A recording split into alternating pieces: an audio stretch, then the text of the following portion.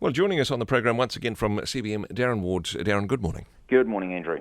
A situation which I suppose all of us as parents can relate to is, who our children will become. You know, as proud parents, we take our children home from the hospital and we perhaps have hopes and dreams of the sorts of people that they will grow up to be. And as we raise our children, I suppose, that has its ups and downs. But we always want the best for our children. And I suppose the best possible start, the best possible opportunities for them.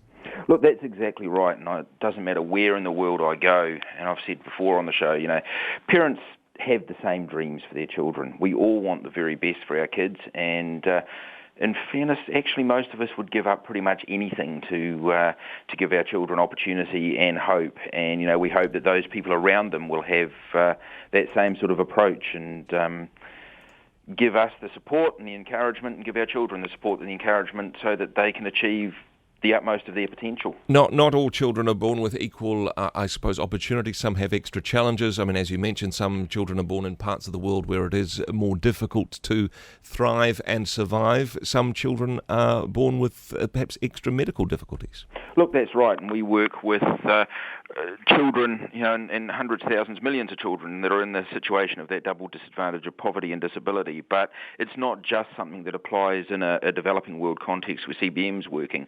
We're seeing, still remnants of some of that sort of what I'd like to think is old school thinking and sort of limiting thinking here. And look, we're aware of a family who had a beautiful baby boy about 8 or 9 months ago, and he just happened to be born with Down syndrome.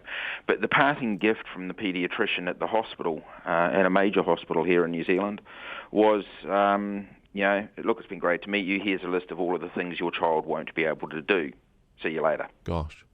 And you can imagine what it's like as a parent receiving that list and thinking, here's this child, this little baby boy that we love, that we've got hopes and dreams for, and you're telling me all the things he can't do. Mm-hmm. And sadly, that is just an attitude that unfortunately is still predominant, I think, in a lot of the medical profession, mm-hmm. and predominant in a lot of the world. And, I think most of us would have met someone with Down syndrome, and there are things that they struggle to do, but there are also so many things that they can do, and ways that they can live a full life and really, really contribute, if we think of contribution in a holistic sense. Yeah. And I don't know, it just saddens me to think that we're still at a medical level approaching things that way. I mean, a couple of reactions to that. First of all, like a lot of medical conditions, there's a spectrum here. So to say, well, this is the list, this is the negative list here, that may or may not necessarily apply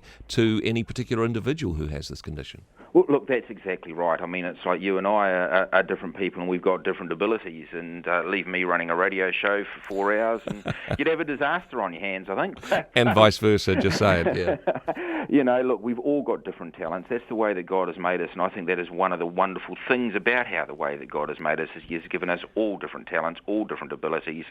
But, as we've said before, He has given us all, whatever our makeup, whatever our perceived abilities, He's given us all something that will ultimately bring Him glory and bring people closer to Him. And it's just a different lens, I think. Yeah, some people would say, though, Darren, that maybe it's helpful to bring some realism into the equation for a couple to leave a hospital having no idea of some of the challenges that they may face in raising this child. That in itself would be setting them up for disappointment. It's good to have a balance between not too much rose-tinted spectacles, as it were. Yeah, look, couldn't agree more, and it's really, really important that parents get all of the information.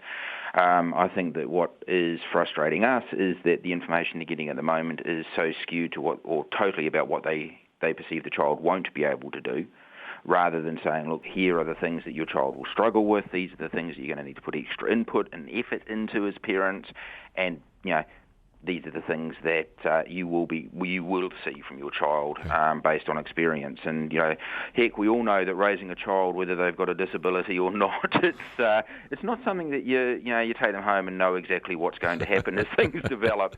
And so it's impossible to say what a child can or can't do right at at the beginning anyway. Yeah. But look, let's paint a picture of hope for these Yeah. parents. You know, I know this young couple, it was their first child, and they walked away thoroughly discouraged and quite demoralised and depressed as parents because they thought, crikey, is there really no hope for our child? And that was the seed that was planted.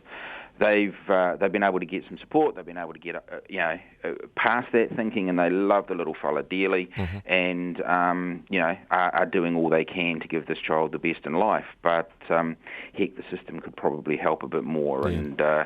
And we talk a lot about how we see these negative attitudes in developing countries where we're working, and boy, it is a lot worse in a lot of those countries. But hey, we're not squeaky clean here in New Zealand, and we could do better. And we'd love to see that. And, let's take that on board for our own attitudes as well. May we be peddlers of hope and speak positive things into people's lives, not naively, in a Pollyanna sense of the word, but where we have the opportunity to do so, we'll encourage and speak hope into people's lives. Darren Ward, thank you for the work that you do, and thanks for joining us, sir. Thanks, Andrew. Always a pleasure.